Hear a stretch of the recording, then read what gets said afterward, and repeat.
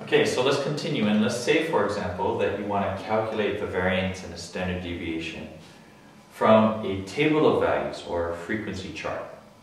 Now let's go ahead and say that we have the values of x being 20, 10, 20, 30, and 40. And let's say that the frequency that 10 occurs is 5 times. So you have 10 fives. You have 5 10s. And then in addition to that, you have 4 20s, 4 30s, and 4 20s.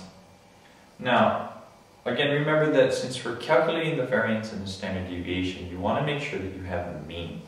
So let's just first make sure that we can get the mean.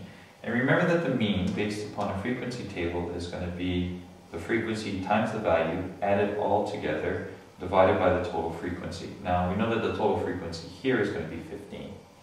And so I did that, and I came out with a value of 22. Now, we need to go ahead and calculate the sample variance.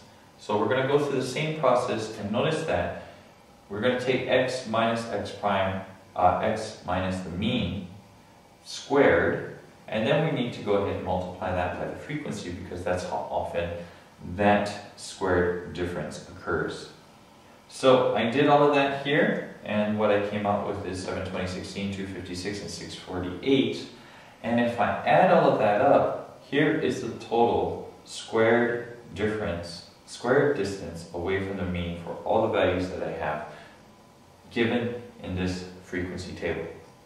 So what that means then is that I can now go ahead and calculate the sample variance this way.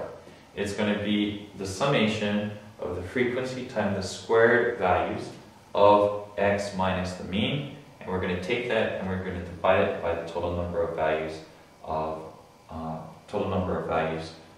data that you have.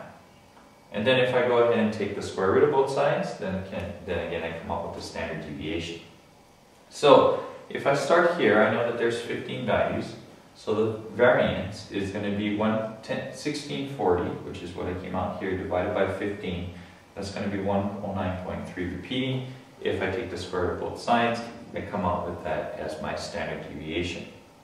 Now, of course, remember we talked about this as the sample variance and the sample standard deviation.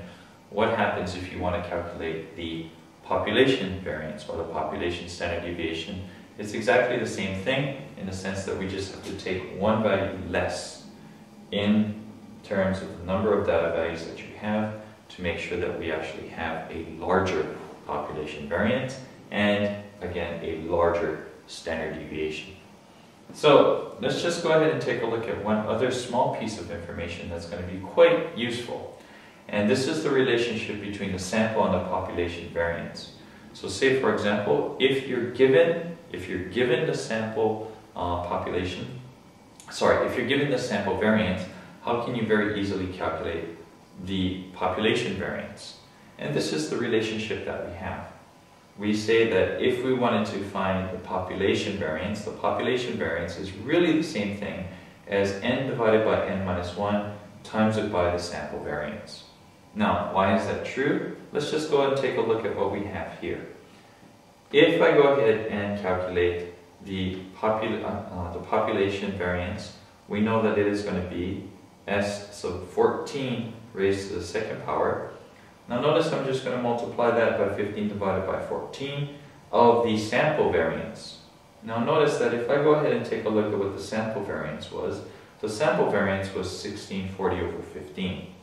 So if I substitute that value in there, notice that the 15s will cancel and I'll come out with 1640 over 14, which is sure enough exactly what the population variance was. So if you have given a particular sample or population variance, you can very easily calculate what the other variance will be. And then after that, of course, you can take the square root of both sides, and you can then go ahead and determine what the standard deviation would be. Okay, so there you go. That's everything dealing with variance and standard deviation and how to calculate it from discrete information. We'll take a look at the continuous. We'll take a look at the continuous data situation in the next lesson. All right, give it a shot. Wish you all the best of luck, and see you next time. Bye bye.